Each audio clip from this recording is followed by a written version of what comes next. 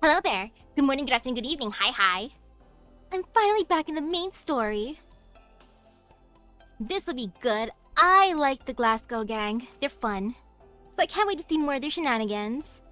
What a comfy room they have. Broadcast. Hotline is busy. Okay, I'm just staring at this. Oh, it's not that scary. 3 entrances, 2 exits. I got this. This'll be fine, and I can bring along a friend, no worries. I might want to change up my team, but nah. Nah, I got this. Like, what's the worst that can happen? Oh, fighting first thing.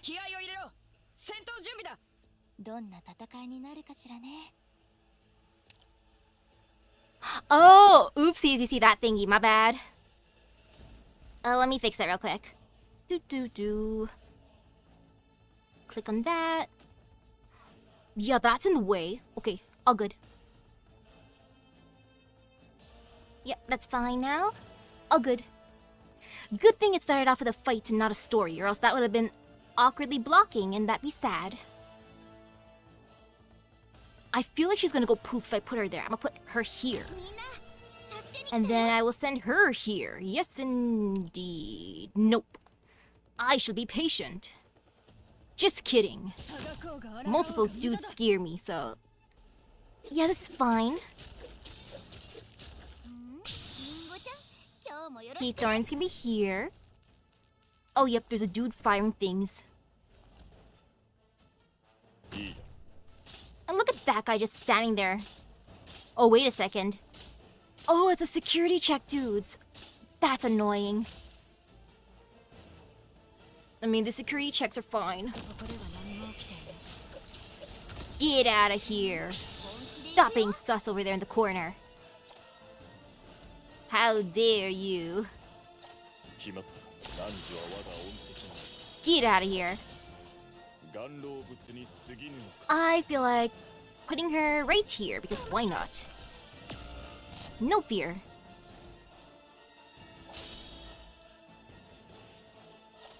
Okay, hurry up and get through your checks. Oh no! Pain and suffering. Okay, I should bring out someone that can heal. You know, that'd be smart. Yeah, that'd be very smart. And I feel smart. I kinda like that box. I'm gonna miss it now. Oh well. Let's have Chien out here. I'll put her right here. That's good. We need an emotional support monster, of course. Guys at the top, can you just like not do that? Silly caster dudes at the top.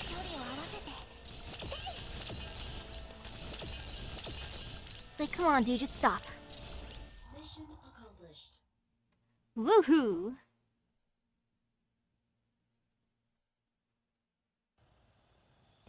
Where did we leave off last time? Well, my favorite part is we finally got to see the Glasgow gang. And now we're having a girls' night, as one do, reminiscing.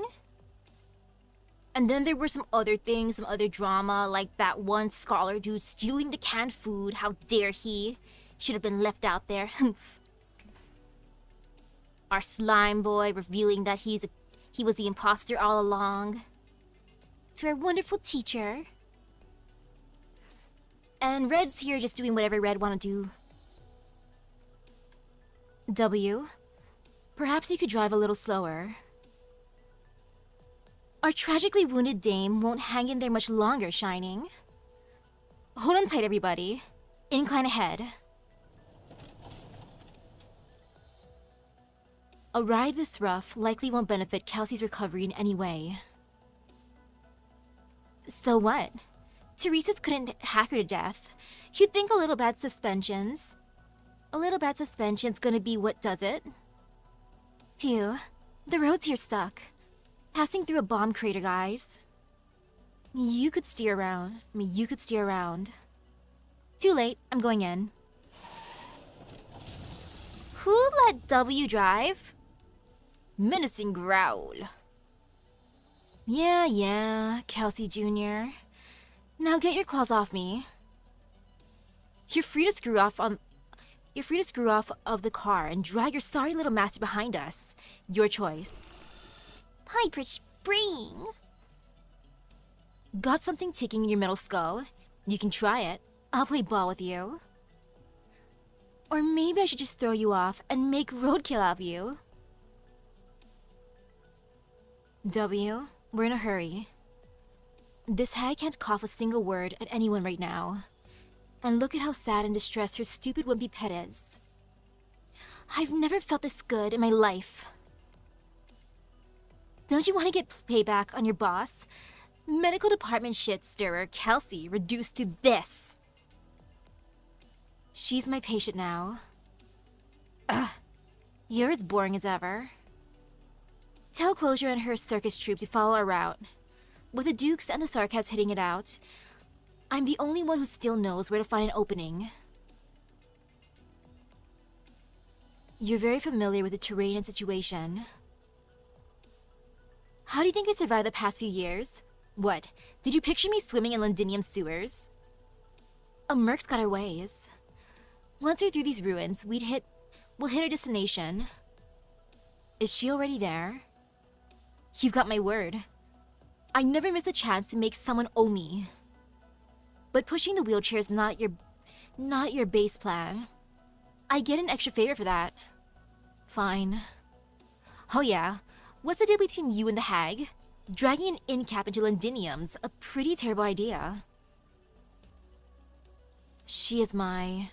No, I am her sin. From one Londinium to another Londinium. A comm station? We need a broadcaster existence out there. It'll be an invitation. Right in the money doctor of Rhodes Island. The Dukes need to know about this. If none act, it gives any other Dukes fodder against them. When the crown's vacant, everyone will want to be airtight. You know Victoria better than I imagined. Where can we find a comm station? The signal hub for this place got wrecked by the Sarkas right off the bat.